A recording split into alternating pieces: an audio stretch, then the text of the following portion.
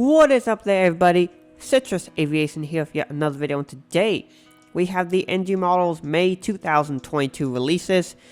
I do apologize for this video coming out a day late because the models were released yesterday.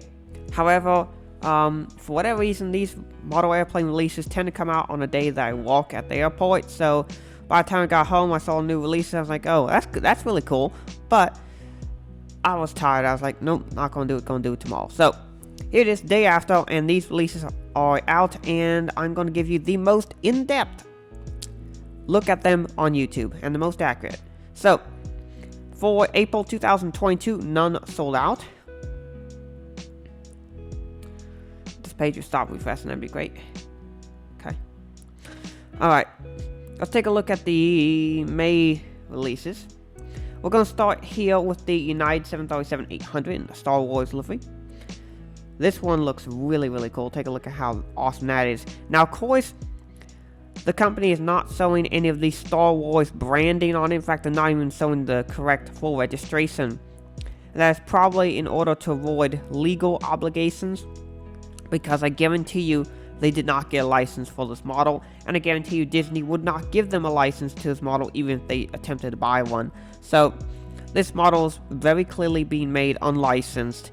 So I do want to mention, if you buy that model, which I'm planning to, if you buy the model, you are taking the risk you're buying an unlicensed product. So that's something to keep in mind.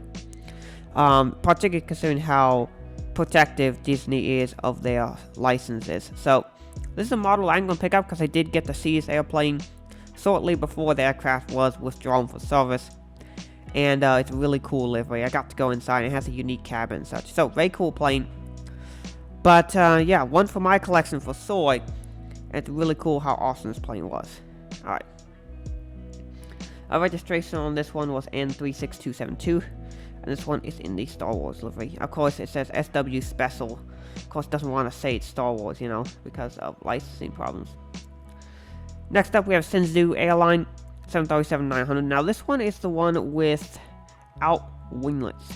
So Shenzhou is an airline in China, and they have a bunch of different Boeing 737s. I think they have all major variants except for the 600. And they have some without winglets that they still use to this day, and this is one of them. It's a 900. Our registration is Bravo 0102, I think. Next up, we have several 747 SPs. The first one here is a Trans World Airways 747 SP. Now this one has the Boston Express titles up here on the nose, because Trans World Airways had a Focus City hub out of Boston, and they operate a lot of the 747 SPs out there, so that's really cool. They did not make a standard livery TWA 747 SP, which is interesting, so maybe we'll get that at some point. And then NG released 3 separate Pan Am 747s. And this first one here is in the Flight 50 logo. And this one is the number 533 Papa Alpha. In fact, all 3 of these Pan Am ones are the same registration.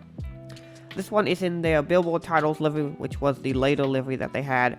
And I believe the Flight 50, it commemorated a very special flight for the airline.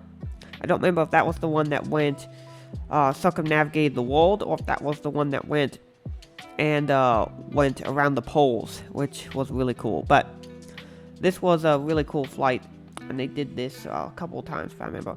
Here's the same aircraft again, but this one is in the standard livery, as it would have been seen in the classic livery. And of course, each Pan Am aircraft has its own name, so this one has a different name than the other one because they renamed this aircraft. And then we have the Flight 50 titles here. This little addition to the livery that was added on to the old livery. So you can get the same aircraft as it would have looked in 3 separate liveries, which I think is kind of cool. Next up, we have the 777s, which I'm really excited about. We have the Qatar Airways 777-300ER. Now this one is in the all-white livery. So Qatar Airways doesn't have this as their standard livery, but they needed more aircraft, and so they leased a bunch from Cathay Pacific. Cathay Pacific is going through some financial struggles right now, and they don't need as many aircraft, so Qatar Airways was able to lease a few. These leased aircraft are in this all-white livery, where instead of the Qatar Airways two-tone livery. It's just a white. Now, I don't think it's quite a white. It's more of like a creamish white color. More of the base paint coat that Cathay Pacific uses. So hopefully NG Models does represent that accurately. Because right now it shows it as an all white, which is not quite correct. It's more a creamish white color. But this is kind of a cool airplane that currently flies around in the Qatar Airways system. So, not one that I've seen, and probably not one I'm going to pick up because it's not really of interest, but it's a really cool airplane. Very unique aircraft for plane spotters to go catch. I know there'll be people who will be interested in that. And then next up we have Alpha 7 Bravo Alpha Foxtrot, one of, I believe, 2 or 3 one-world livery Qatar Airways 777-300ERs. Now, I suspect the reason NG is doing these two is because they have just the base white paint coat. So you can just get a white one, and then they can just make another white one. They can make the white one world and then the white livery. So that's probably why they're doing these two at the same time. It makes production a little bit easier. But still, cool aircraft. It's one that I would consider, but I just am not as big of a fan of the one world livery on the Qatar Airways aircraft as I am on some others, because I would really like to see the Qatar livery integrated into this one world livery a little bit more. I think it would look better than how it does with just all white. And then we have the British Airways 777-200s. Golf Victor India Yankee is the standard livery 777-200. I'm very excited for this. I'm going to pick this up because they fly 2 of these daily into Las Vegas. I've seen these in real life at Chicago O'Hare, and so I definitely want to pick up one of these for my personal collection. And another thing is, with airports that British Airways flies into, they change the equipment that they use so often that you kind of basically need to have the entire British Airways wide-body fleet to accurately do an airport, because they keep changing the aircraft that they fly in so often. So this will be a great addition to anybody's fleet. And yeah, so that's the BA 222, and then they did the English Rose Tail. This is one of the Project Utopia aircraft that they did. And I'm generally not a huge fan of these Project Utopia tail aircraft.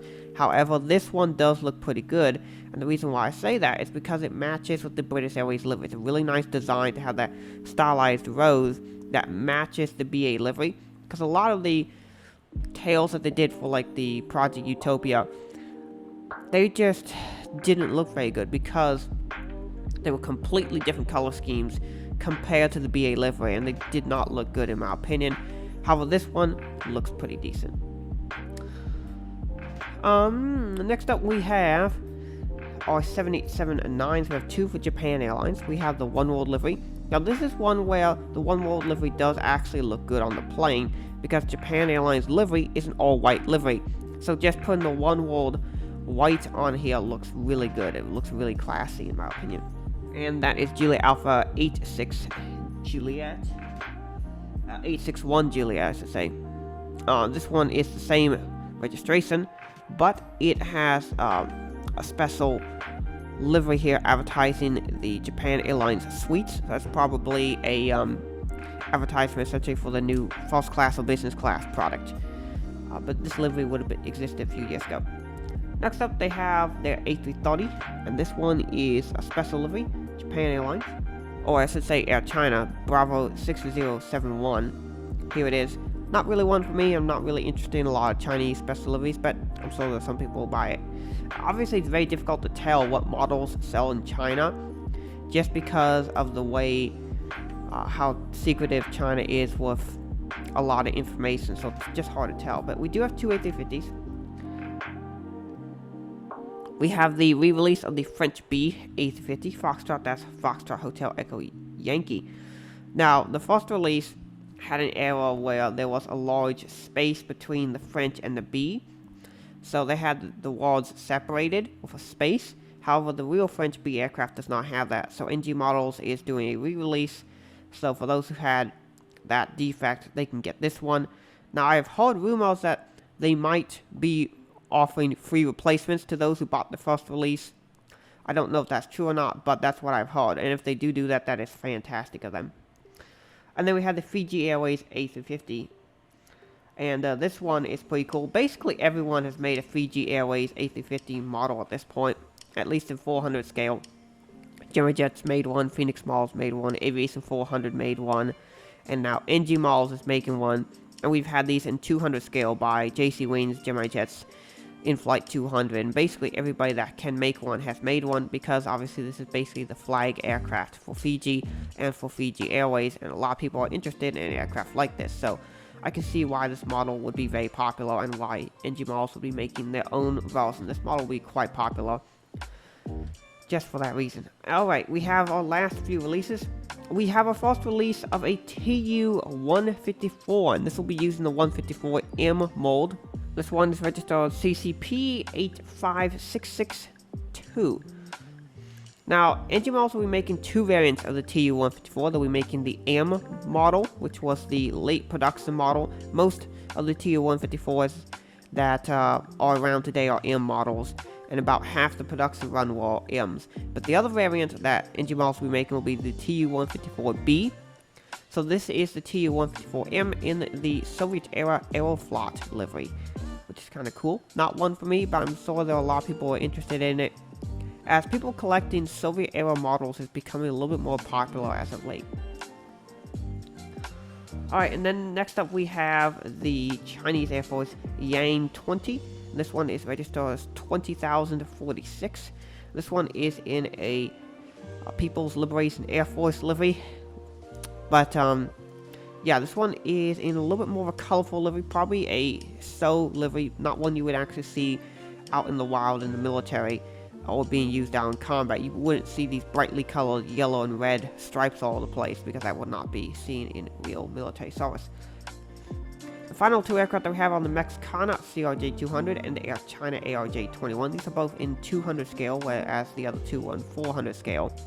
So, the smaller the number, the bigger the plane. The bigger the number, the smaller the plane, because the bigger number represents how many of each it would take. It's basically a multiplication factor of how the size is. So 1 to 200 scale is 1 to 200th the size of the real thing, meaning it would take, say, 200 of these planes to be the same length of the real one.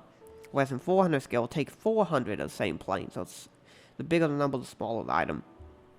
But this is yet another Mexicana Link CRJ-200. They made another one of these a while ago with a different registration, but they've done that a bunch with the 200s where they made re-releases, which is really cool.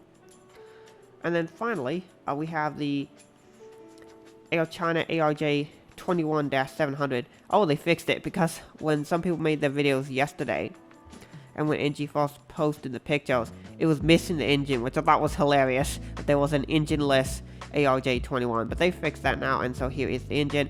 This plane is pretty cool. The ARJ-21 is essentially the Boeing 717. It was sold to China, and the aircraft was then had some development changes and such, and now is operated in the country of China. It obviously looks a little bit different too, but you can definitely tell the 717 slight MD-95 DNA in there. So yeah, good releases by NG Malls. For me, there's only two that I'll be buying. That is the British Airways 777-200 and the United 737-800 in the Star Wars livery. So I think this is a really good release, considering that there are model planes for around the world, for basically every major region of the world, and for both current collectors and retro collectors. So I think it's a very solid release set once again. So that's my thoughts. What are your thoughts? Put them down in the comments below. Thank you so much for watching. Have a great rest of your day, and God bless you.